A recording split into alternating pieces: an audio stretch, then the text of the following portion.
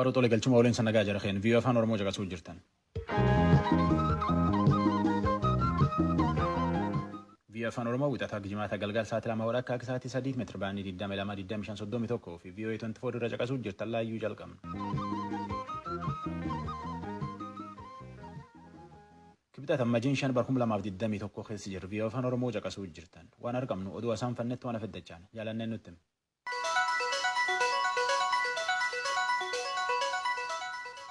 Attamoltan kabajamtoota dhaggeeffatoota keenyaa oduun har'aaf qabnu kunoo. Waa'ee hidha laga Abbayyaa kan ilaaleen Itoophiyaa, Masrii fi Sudaan sadarkaa hayyootaatti torban dhufu marii kan itti fufan ta'uu ministiriin dantaa alaa Itoophiyaa beeksisee jira. Walga'ii kanarrattis ministeeronni bishaanii fi hojii jallisii ka biyyoota sadeenii ni argamu. Walga'iin kun dhimmootii irratti walii galamee fi kan amma jiran kan ilaaleen dubbachuuf deema.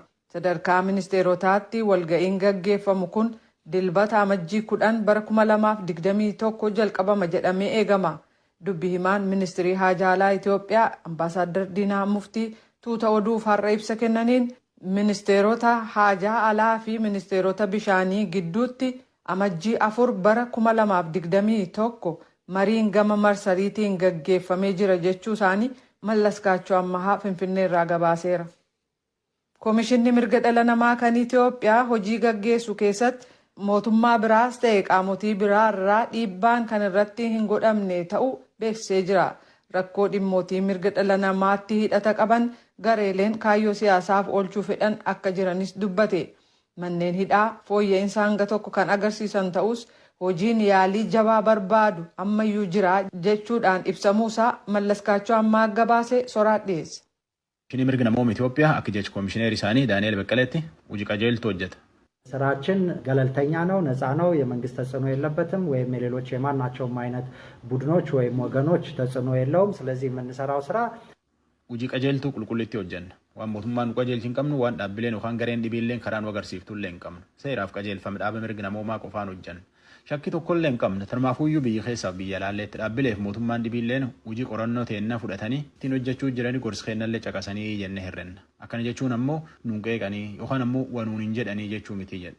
Haa taatuutu ammoo akka jecha koomishineer Daani'elitti bar siyaasaaf wanni cufti wal keesseen kanatti kanaaf hojii isaaniillee dhaabbilee fi qaamii gargaraalleen siyaasaa wal fakkeessa. በእንግሊዘኛ ቋንቋ ፖለቲሳይዚንግ ሂውማን ራይትስ ይባላል። ሂውማን ራይትስን ለፖለቲካ ዓላማ መጠቀም ማለት ነው። Siyaasa wal fakkeessan akkana jechuun ammoo hojii mirga namaa siyaasessuu jechuu. Hojii dhaabbii mirga namaa siyaasaan fayyadamuu jechuu. Yoo siyaasaan isii tanteetii wal fakkaatteen deeggarta yookaan ammoo hin mormita. Kun ammoo jiraati. Itoophiyaa qofaa miti fuula dhibiillee keessa jirtuu jedha. Koomishiniin kunin waan isaan qoratan kan adoo dhaabbileen dhibiin irra deebi'anii qoratanillee isuma hin deeggarraayyuu jedha. Wanni dhibiin koomishinii isaanii hin qorannee jedheetiin gaazexeessota Finfinnee jiranitti hime mirga dhabiitii fi waan manneen hidhaa keessatti argan yookaan ammoo qoratan fa'a. ልዩ ልዩ እስር ቤቶች ውስጥ ከፍርድ ቤት ትዕዛዝ ውጪ ታስረው ያሉ ሰዎች እንዳሉ እንመለከታለን። የዋስትና መብት ተፈቅዶላቸው ኢትዮጵያ ፍላ ዱቲ ወራ ማነ ሙርቲ አክ ሂዳ ባን ሀጃጂ ኻመለ ሂዳ ጅራኒ ጅራ ወር ምርግ ወቢ ደወተን ዱ ጅራ አክ ማነን ሂዳ ጅራኒ ወን አክ ማለና ሚያደሳቲ ማነን ሂዳ መጋላን ናኖ ኸሰት ወር ሚዳን እርገተለን ጅራ ወር ሚዳን እርገተለን ጅራ ቱንጩቲ ዋኑ ያደሳቲ ሙልቾት ሞቱማለ ያዩ ረት ወላሶምነ ወልፈልምነለ ኢብስ ባፍነለ ተካቱለ ዋን ወያው ጅራ ጅራ አታቱ ተሞ ዋኑ ያደሳቲ faanum jirraa jedhe itti gaafatamaan kunin. Rakkoolee fi jeequmsi jecha wallisaa caaluu hundeessaatiin duubatti Oromiyaa keessa dalati jedhe koomishiin kunin yoo dhaabbileen dhibiilleen qorachuu fedhani hin deeggarraayyuu jedhee jedha. Mallaskaachoo Ammahaa oduu achi ergan. Bulchiisa naannoo Tigraay hanga tokko keessatti gargaarsa dhala namaa dhaqqabsiisuun fooyya'insi hangi tokko argamus wabii nageenyaa dhabuu fi danqaan biirokiraasii kutaa sana keessaa rakkoo ta'uu hojjetoonni gargaarsa dhala namaa kan tokkummaa mootummootaa ibsuun isaanii gabaafameera. Gareen mootummaa fi michoota gargaarsa dhala namaa walii wajjin Tigraay kibba bahaa fi gama dhihaa keessa haala jiru ilaalanii jiran. Wanni jalqaba hubatan Tigraay keessatti hanqinni gargaarsa dhala namaa akkaan jabaa ta'e akka jiru garuu dhaqqabuuf carraan jiru daangeffamaa akkasumas dahannaa nyaata, bishaan, qulqullina naannoo, qulqullina namootaa akkasumas gargaarsa kanneen biroo hatattamaan akka isaan barbaachisu hubachuu isaanii dubbatan. Dhaabbatoonni tajaajila eegumsa fayyaa magaalaalee gurguddoo keessaa hanga tokko qofa kan hojjetan yoo ta'u waan isaan barbaachisu hin qaban. Kana malees hojjetoonni tajaajila fayyaa hin jiran. Waaltaaleen fayyaa kanneen magaalaalee gurguddoon alaa immoo guutummaatti hojiirra hin jiranii jedhameera. Walwaraansa dhiyeenya kana Tigraay keessatti gaggeessameen uummanni 222,000 achuma Tigraay keessatti manaaf qe'ee ofiirraa godaanuun ibsameera. Lakkoofsi kunis walwaraansituun jalqabamiin dura kanneen godaanan 100,000 hin dabalatu jedhameera.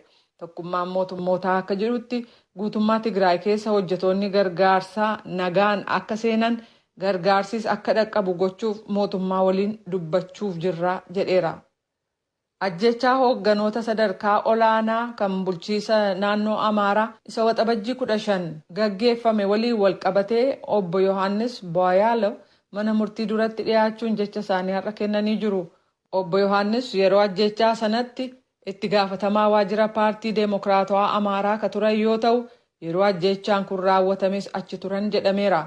Kanaafis jecha ajjechaan sun ituu raawwatiin duraa kaasee hanga waxabajjii 15tti haala ture mana murtiif ibsanii jiru. Ajjechaa gaggeeffame wal qabatee kan himataman namoota 55 keessaa 47 har'a mana murtii duratti dhiyaachuu isaanii Asteer Misgaanaw Baahirdaar irraa gabaasteetti. Kan dhaggeeffataa jirtan raadiyoo sagalee Ameerikaa sagantaa afaan Oromooti. As United States kutaa Joorjiyaa keessatti kibxata har'aa barcuma miseensota seenataa lamaaf filannoon irra deebii gaggeeffamaa jira. Kunis seenata United States keessatti caalmaa sagalee kan qabaatan Deemokiraatota haa ta'anii Riippaabilikaanota murteessuuf deema. Riippaabilikaanichi Seenatar David Perdue Deemokiraaticha John Ossoff nama sagantaa televiziyoonaa dookumentarii jedhamu qopheessuu waliin wal dorgomu. Gama kaaniin immoo Riippaabilikaantittiin Seenatar Kelly Loeffler dureettii seera tumtoota biyyattii keessaa tokko kan ta'an luba waldaa kiristaanaa baaptistii Rafaa'el Warnock waliin wal dorgomu. Sagalee uummataa kan dursee kaleessa funaaname akka agarsiisutti Deemokiraatonni lameen xinnoon dursaa jiru jedhameera. Meksikoon tallaalii dhukkuba COVID-19 ittisu kan kaampaaniin Biriteen, Suwiidinii fi akkasumas Yuunivarsiitiin Oxford waliin hojjetan raggaasiftee jirti. Ministeerri Haajaa Alaa Meksikoo oduu gaarii kana mootummaan raggaatii hatattamaa kennuusaa gama tiwutariin beeksise. Hojiin dawaa kana oomishuu kun Meksikoo keessatti dhiyeenyatti jalqabamaa jedhameera. Kaampaanii tallaalii AstraZeneca oomishee fi tallaalii kaampaaniin Pfizer Biotech oomishe qofaaf Meksikoon raggaatii laatte. Kaampaanii tallaalii AstraZeneca fi Oxford yaalii sadarkaa dhumaaf namootaaf kennameen dhukkuba COVID ittisuu fi harka 70 akka danda'u ibsamee jira. Qorannaan adda addaa gaggeeffame marsaan duraa walakkaa kennanii marsaa lammataa immoo guutuu namaaf kennuun harka 90 akka fayyisu agarsiisee jira jedhameera. Biriteen har'a sadarkaa guutuu biyyaatti uggura sochii kan marsaa biraa hojiirra oolchitee jirti. Kunis vaayirasiin koronaa bifa jijjiirrate jedhamee hatattamaan akkasumas hedduminaan ega faca'ee booda. Muummichi ministeera biyyattii Booris Johnson gama televiziyoonaan wiixata kaleessaa galgal haasawaa gaddaan guutameen kana labsan. Yeroo isinitti dubbataa jiru kanatti hospitaalonni keenya dhiibbaa COVID isa hamaa jala jiru. Kunis erga weerarri dhukkubichaa jalqabe as argame kan hin beeknedha jedhan. Ingilaand keessa qofa torban darbe kanneen dhukkubsatan harka 3 dabalee 27,000 ga'ee jira. Isa jalqabaa baatii ebilaa keessa weerara turerraa harka 40 dabaluu isaati. Baatii muddee darbe keessa guutummaa United Kingdom keessa namoota 80,000 caalaatu qabame. Kunis galmee haaraa jedhamee jira.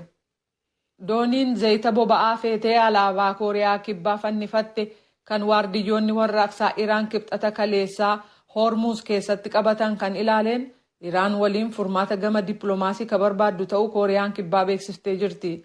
Dhaabbati oduu Kooriyaa kibbaa aangawaa ministirii haajaa alaa maqaan isaanii hin ibsamne waabeeffachuun akka gabaasetti dhimma kana irratti dubbachuu fi ambaasaaddara Iraan kan Sool keessa jiran waliin har'a wal arganii jiru.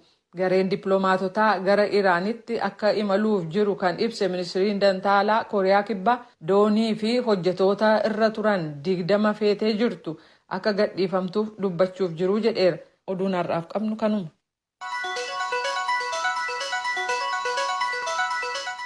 Via Afaan Oromoo VOA 24 irra caqasuu jirtan gama kanaan immoo waan ammaan tan caqasuu jirtan kana halkan sa'aatii 4 irralleetti raadiyoon Ahaduu FM 94 qabxii 3 irratti hir'isanii deebi'anii achirrallee caqasuu dandeettan. Mani maree waliigalaa gumii dhimma Islaam Itoophiyaa miidhaa masjid Najaash beekamaatti irra geette mootummaa irra caqasuu fedhan. Mootummaan masjid kana deebisee ijaaraa jedhe Muktaar Jamaal Oduu nu ergeen. Waraana naannoo Tigraayitti ta'eetiin wal qabateetiin masjidni Al-Najaash jedhameetiin waamamu kan jaarraa torbaffaa keessa akka ijaaramee dubbatamu meeshaa waraanaatiin rukuttaan irra dhaqqabeetiin miidhamuu isaatu dubbatama. Masjida kanaan dabalatatti illee sahaboonni yookaan ammoo hordoftoonni Nabi Muhammad bakki isaan itti awwaalaman awwaalli isaaniillee haleellaa meeshaalee waraanaatiin miidhamuutu himame. Taateen kun eenyumaanis raawwatamu yakka seenaa irratti raawwatame jedhu barsiisaa amantaa Islaamaa kan ta'an Ustaaz Kaamil Shamsuu. Hambaan kun hambaa dhuma ilma namaaf guutuu kan itti galmaa'ee bakka guddaa qabuudha. Rakkoon achirratti wanti amma gidduu kan achirratti uumame kuni waan baay'ee nama gaddisiisaati. Eenyutu kana godhee kan jedhu dhimmi kuni dhimmi mootummaa ilaallata. Qaama nageenyaa qaama waan kana qorate eenyutu waan kana duuba jiraa kan jedhu clearly ummataaf ibsamuu qaba. Wanti garuu baay'ee nama gaddisiisu gochi kun kan godhame qaata. Miidhummaan mootummaatiyyuu guyyaa kaleessaati kan reef kabareejii kennanii haa ta'u malee xiyyeeffannoon itti kennamuu qabu akka ittiin kennamne badiin kunuu nama hunda akka hin laalessine wanta mul'atu jira. Gama kaaniin kan majlisaas yoo ta'es waan akkanaa kanarratti ejjennoo qabatanii wanti kun akka sirrii hin taane qaamni mootummaa haa ta'uu qaamni biraa abbaan fedhe haa ta'u namni kana keessa harka qabu qoratamee akka ummataaf ibsamu namoonni kana godhanis immoo akka yakka kanaan gaafatamu. Kun yakka gabaabaa miti, yakka guddaadha. Qabeenya ilma namaa qabeenya addunyaa guutuu irratti akka raawwatame waan ta'eedhaaf har'atti garuu ani abalu godhee wanti hin jedhu hin jiru. Garuu yeroo gabaabaa keessatti dhimmi gumiin dhimma Islaamaas uummanni Muslimaas manni biyya kanaa sammuun isaa bilisa ta'ee loogii irraa bilisa ta'e hundi isaatu waan kana hin balaaleffatee yaada. Balaaleffachuu qofaanis immoo wanta dhaabbachuu qabu jedhee yaadu. Dhimmi kun erga raawwatee bubbuluu isaa kan himamu ta'ullee hanga ammaatitti abalutu waan kana raawwateedhaan qaamni gadi baheetiniin walabummaadhaan ifoomse hin jiru. Manni maree waliigalaa gumii dhimma Islaamaa Itoophiyaallee mata duree kanaan walqabatee gadi bahee waan dubbate hin qabu. Dhimma kanaan walqabatee addatti raadiyoo sagalee Ameerikaarraa gaafiin kan dhiyaateef barreessaa ol aanaa mana marichaa Sheekh Qaasim Muhammad Taajuddiin akkas jedhanii jiru. እኛ ጉዳይ አሁን ከመንግስት ፈቃድ እየጠየቅን ነው። እዛ ሄደን ሰዎቻችንን ቡድን ልከን አጣርተን መልሰን ነው ከዛ በኋላ መግለጫ እንሰጣለን ብለን ያሰብነው። Gara fuula duraatti mootummaa irraa hayyama yoo arganne achi deemnee gareen keenya qulqulleessee erga jedheen booda ibsa kennina jenneetiniin yaanne. Kan mootummaan jedhu akkuma jirutti ta'ee nuti ammoo garee keenya erguu qabna. Naannoo Tigraay deemuuf ammoo lafumaa ka'aniitiniin deemuun hin danda'amu. Eegdootu nu barbaachisa. Kanaaf ammoo mootummaa duuka haasayaa jirra. Ragaalee qorannee suuraa fi viidiyoodhaan sassaabuuf gamas deemnee akka laallu. Gama mootummaati hayyamaa fi eegdoo erga gaafanne torbaan geenneetiniin jirra jedhan. Miidhaan gamoo masjiida kanaarra ga'uudhaa dubbatamuu fi hanga ammaa suuraaleedhaan agarsiifamaatiniin jiru bakka lamaan mul'ata. Inni tokko minaaraa mataa gubbaarra kan dhahame yoo ta'u gama biraatiin ammoo dhaabbii masjiidichaa gama tokkoon meeshaan waraanaa ulfaataan folloqsuutu himame. Miidhaaleen ammatti hin mul'atin kanneen biroollee jiraachuu akka danda'utu dubbatamaatiniin jira.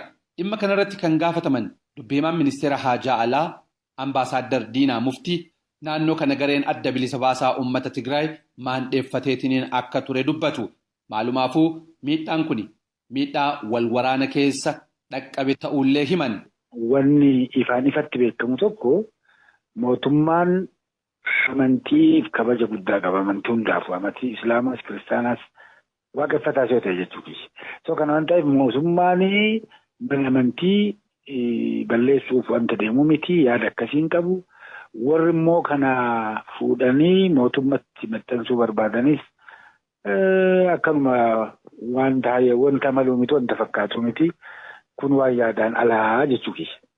Keessaahuu yeroodhuma lolli taasifamaatiin ture sanii kitaabonni baay'een galmeeleen baay'een masjiidicha keessaallee fudhatamanii jedhameetiniin heddumminaan dubbatamaatiin ture. Keessaahuu miidiyaaleen alaa kan gabaasan akka gama waraana Eertiraatiin faa fudhatametti dubbatamaatiin hin ture.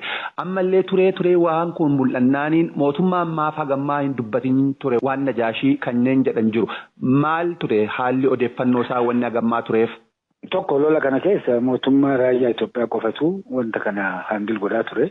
Achi keessa waraanni raayyaan biyya biraa achi keessa jiru. Kana waan ta'eef asittis achittis wanni maxxansiisu jiraattu hin ta'u. Lamummaa wanti kun akkuma reefsiin jedhe collateral damage. Garuu ammas wanti deebi'ee sitti himuu barbaadu wanta akkasii kana godhanii wanta kana immoo mootummatti maxxansuuf warri barbaadan baay'ee waan jiranii fi tapha isaanii ta'uu danda'a wanti kun ka jedhu. Keessaawuu miidhaan kun al tokko erga dhaqqabeen booda deebisaniitiin suphuu bakkatti deebisuun baay'ee barbaachisaadha. Kanaaf maaltu barbaachisa qophiin mootummaa maal fakkaata? Yeroo gabaabaa keessatti hojjechuudhaa fi qaamni ilaallatu ammaan kana haasaa jira, mari'ataa jira. Yeroo gabaabaa keessatti wanta deemu. Ka Ambaasaadder Diinaan jedhaniin dabalatatti abbaan taayitaa eegdoo fi qorannaa hambaalee kan Itoophiyaa ibsa kalee sabaa himaa mootummaatiif kenneen akka jedhetti miidhaaleen hedduu kan dhaqqabaniif isa kanas deebisaniitiin suphuudhaan bakka buusuudhaaf qindoominaan hojjetamaatiin jira jedhame. Gabaasa sagalee Ameerikaatiif Muktaar Jamaal Finfinneerraa.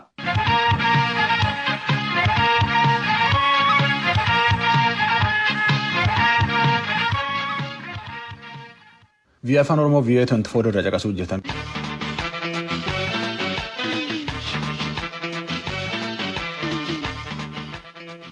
Dr. Kanaan Ambaalam Nambiyyindiiti ganna 12 asitti Yuunivarsiitii Wallaggaa barsiisuu jira.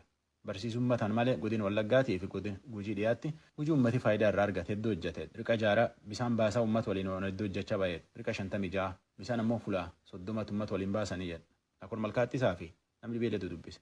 Dr. Kanaan Ambalam gara Yuunivarsiitii Wallaggaa erga dhufanii waggoota 12 ta'uu dubbatanii jiru. Dr. Kanaan yommuu of ibsan akkas jedhu. My name is Dr. Kanaan Ambalam. I am from India. Ani Dr. Kanaan Ambalaman jedhama.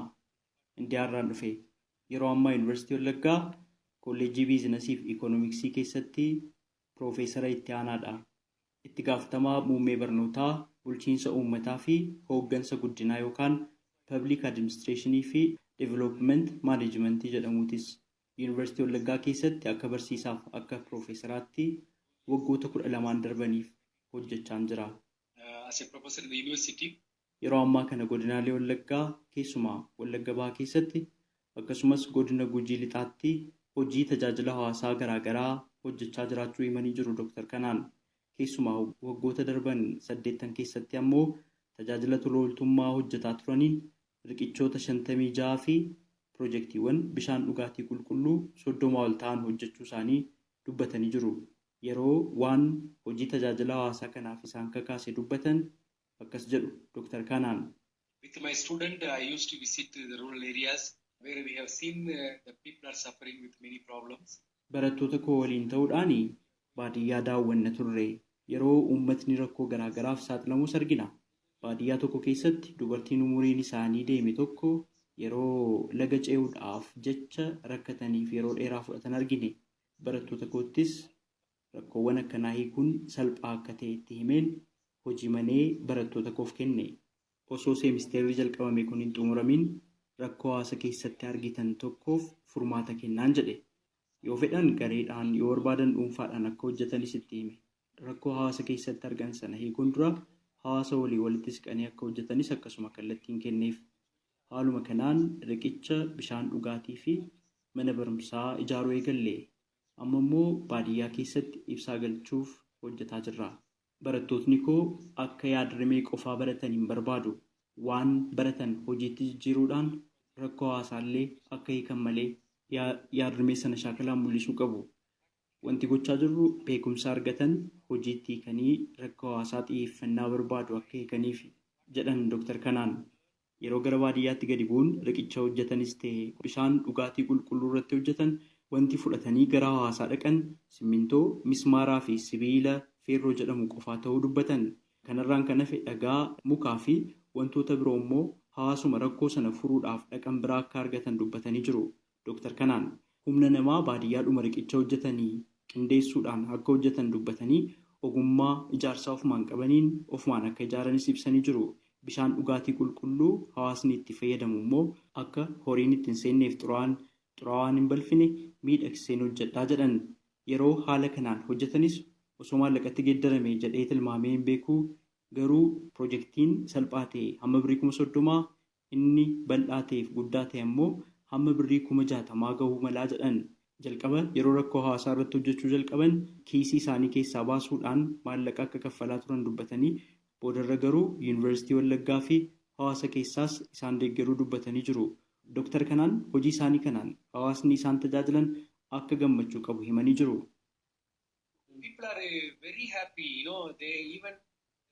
Uummatni baay'ee gammadaadha. Sababni isaa rakkoo isaatu furameef rakkoon isaa hammaataa waan ta'eef heddumminaan hirmaatas. Duraan riqichi waan hin turreef namni bishaaniin fudhatamee akka lubbuun isaa darbe dubbatu. Horiin isaanis akkasuma lolaan duraa fudhatamuu dubbatanii jiru. Sababa daandiin hin jirreef oomisha isaanii kan akka kuduraa fi muduraa gabaatti baasanii gurgurachuuf akka rakkatanis nutti himu. Barattootni mana barumsaa dhaquudhaaf akkasuma rakkoo guddaatu isaan eeggata.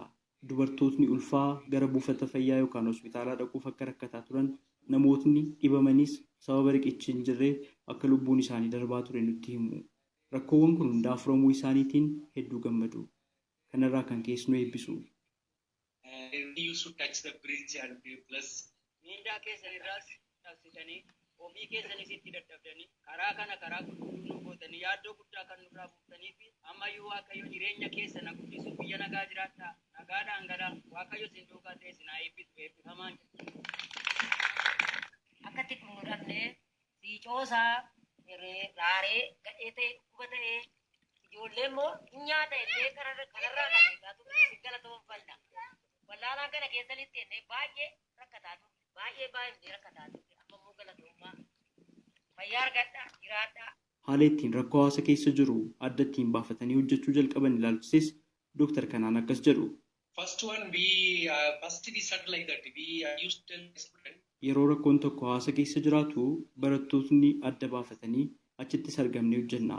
Bakka sanattis rakkoon biraa yoo jiraate jennee gaafanna. Akkuma rakkoo sana furreen hawaasni gandichaa ganda akkanaa keessas rakkoo wal fakkaataa jira. Osoo rakkoo kana irratti hojjettanii jedhee eeruu nuuf kenna.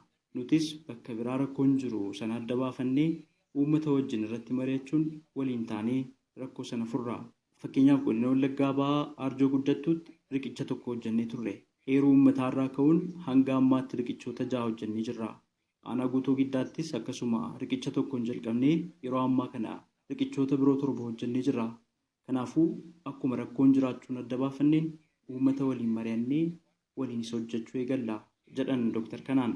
Rakkoo uummataa kana qabeenyuma uummata keessa jiruun yeroo furru hedduu gammanna kan jedhan Dooktar kanaan namootni tokko bakka akkanaa hin dhaqinaa gandi akkasii rakkisaadhaa jedhanii nu ittisaa turanis yeroo achitti argamne hojjennu garuu rakkoon nu mudate hin jiru jechuun dubbatan. Akka lammii biyya alaattis na lakkaa'anii hin beekanii akkuma nama isaaniitti ofitti na qabu kan jedhan Dooktar kanaan hawaasni waanuma qabu kan akka bunaaf fuduraatiin akka isaan simataa tures dubbatanii jiru. Namoota Dooktar kanaan wajjin sababa barumsaatiin wal baranii rakkoo hawaasa keessa jiru waliin furre jedhan keessaa obbo Darajjee Dabaloo isaan tokko. Waa'ee Dooktar kanaaniin ilaalchisee akkas jedhu. Waggoota lamaan digirii lammaffaa barachaan ture Wallaggaa Yuunivarsiitii. Hariiroon ani Dooktar Kaanaan wajjin qabu Dooktar Kaanaan hojii baruuf barsiisuu cinaatti uummata kana kallattii adda addaatiin kan isaan tajaajilaa turanii godinoota Wallaggaa Arfan keessatti qeellam Wallaggaa hanga Anfillootti Wallaggaa ba'aa Horroo Guduruu Wallaggaa keessatti bishaan dhugaatii qulqulluu uummataaf hojjechaa turanii riqicha lageen gurguddaa laga waraabessaa dabalatee iddoowwan adda addaatti waggoota lamaan ani wajjin ture kan isaan waggaatti yoo xiqqaate 21, 16, 17 waggaatti isaan hojjetanii. Kara biraa mana fincaanii barattootaaf manni barumsaa baay'ee kan qabnu mana fincaanii ijoollee dubaraa fi ijoollee dhiiraaf qobaatti hojjechaati kan isaan turanii. Egaa akka ni beekutti Dooktar Kaanaan jechuun uummata Oromoof kan bu'aa buusan jechuudha. Kanaaf bulchaa aanaa caalaa gaggeessitoota sadarkaan jiran caalaa uummatni keessatti Wallaggaa ba'aa aanaalee adda addaa keessatti hojii isaan hojjetanii Dooktar Kaanaan fudhatamummaa isaan uummata biratti qaban lammii biyya keenyaatiin olitti kan isaan jaallataman jechuudha. Riqichoota 56 fi bishaan dhugaatii 30 ol ta'aniin ala Piroojeektiiwwan 10 ammoo yeroo ammaa kan hojjetamaa jiraachuu Dooktar kanaan dubbatanii jiru. Raadiyoo Sagalee Ameerikaaf Naakoor Milkaa Amboorraa.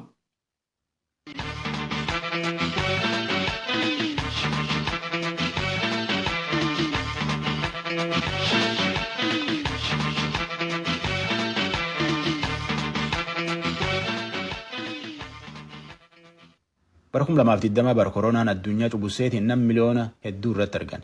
Dhukkubi kun ganna tokko keessatti nam miliyoon tokkootii fi 500,000 caalaa galaafate. Jireenya irra balleessa addunyaa waan hedduu rakkise.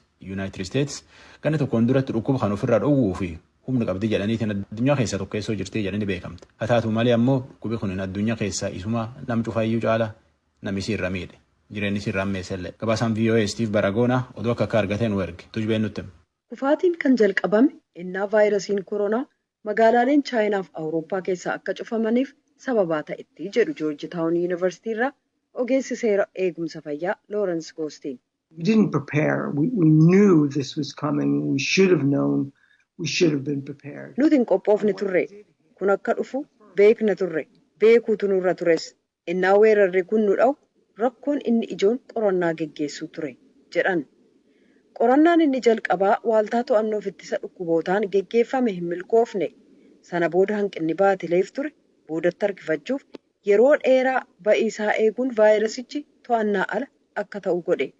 Pireezidaanti Doonaald Tiraamp aangawoota eegumsa fayyaa kan ofii isaanii irra deddeebi'uun yaada isaanii gad xiqqeessanii jedhu Yuunivarsiitii Mishigaanitti hayyuu seenaa saayinsii akka ta'an Howard Markal. This wasn't an administration that was used to dealing with experts or Kun bulchiinsa hayyoota keessummeessuu amaleeffate miti. Isaan ajaa'effachuu dhiisuu qofaa utuu hin taane isaan kabajaayyuu hin turre jedhan. Hayyoonni waaltaa to'annoof ittisa dhukkubootaa Yuunaayitid Isteets kan CDC baatii eebilaa keessa ennaasaan namni martinuu haguuggii afaaniif funyaanii haa kaayyatu jedhan Tiraamp beeksisa sana dubbisanii sana booda fudhatama dhorkatan. So it's voluntary. You don't have to do it. They suggest it for a period of time. Egaa fedha ofiiti gochuun isinirra hin jiraatu. Yeroo hanga tokko qofaaf akka ta'u yaada dhiyeessan kun kan fedhaan ta'u an waan kana godhu natti hin fakkaatu jedhan. Waan dimokiraatonni simatanii riippaabilikaanonni immoo morman ta'e saayinsiin hin irraanfatame. Adda addummaan siyaasaa keessa jiru fayyummaa eeguuf dinagdee gidduu madaala rakkisaa jiru sirreessuuf ulfaataa ta'e. Tiraampiif riippaabilikaanonni irra hedduun gama dinagdee innaa goran akka sabaatee eebila keessaa innaa pireezidaanti Tiraamp uggura sochii waa'ee vaayirasii koronaaf kaa'ame morman kutaaleen hoogganoota dimokiraatotaa qaban garuu itti hin hirmaatin hafan. When the President of the United States urges insurrection against those Pireezidaantiin Yuunaayitid Isteets tarkaanfiiwwan kana irratti mormiin akka ka'u godhan kun waan xiqqoo miti. Sun hoogganoonni biyya keenyaaf waaltaaleen eegumsa fayyaa weerara kana sirriitti akka ittiin duulle dandeettii isaan qaban kan miidhuudha jedhan. Tarkaanfiiwwan ittisa vaayirasii kanaa gama mormuutiin Tiraamp xumura baatii fulbaanaa ofii isaaniiyyuu vaayirasichaan qabamuun tarii nama ajaa'ibu garuu hoogganoota qofaatu itti gaafatama miti jedhu Goostiin. We just seem to be as a nation incapable. Kan akka maaskii kaayyachuuf walirraa hiiqinsa hawaasummaa kabajuu waa xiqqoo fayyummaa walii keenyaa eeguuf toludha. Hojiirra oolchuun garuu akka biyyaatti ilaalamuu qaba jedhan. Baatii bitootessaa keessa innaa ijoolleen barattootaa boqonnaadhaaf manatti deebi'anii qabee hanga imala ayyaana galataa kan baatii sadaasaa keessatti lammiiwwan Ameerikaa akeekkachiisa fayyummaa uummataa maalla dhibdeen ilaalan. Gama biraatiin mootummaan Ameerikaa talaallii vaayirasii koronaa oomishuuf $1 biliyoonaan lakkaa'amu baasee jira. Kunis amma ba'iinsa argameera jedhu Goostiin. And America is now in the forefront on vaccine development. Ameerikaan amma biyyoota kabiroo waliin ta'uudhaan oomisha talaallii kanaa ilaalchisee dursaa jirti. Kunis ayyaana fayyuu keenya ta'uu danda'a jedhan. Talaalliiwwan kaampanii dawaa Faayizariif Moodernaa isa yeroo kamiinuu caalaa hatattamaan oomishaa kanneen kaan of duubatti dhiisaa jiru. Akkuma waggaan weerarri kun itti ka'ee xumuramaa adeemeen talaalliiwwan weerara kana dhaabsisan qophaa'aa jiran. Tarraatanumta boriitiif waltajjii naga keessnuu bulaa ansora ala keeti naga jenne nage sagantaa afaan amaaraatti ta'an.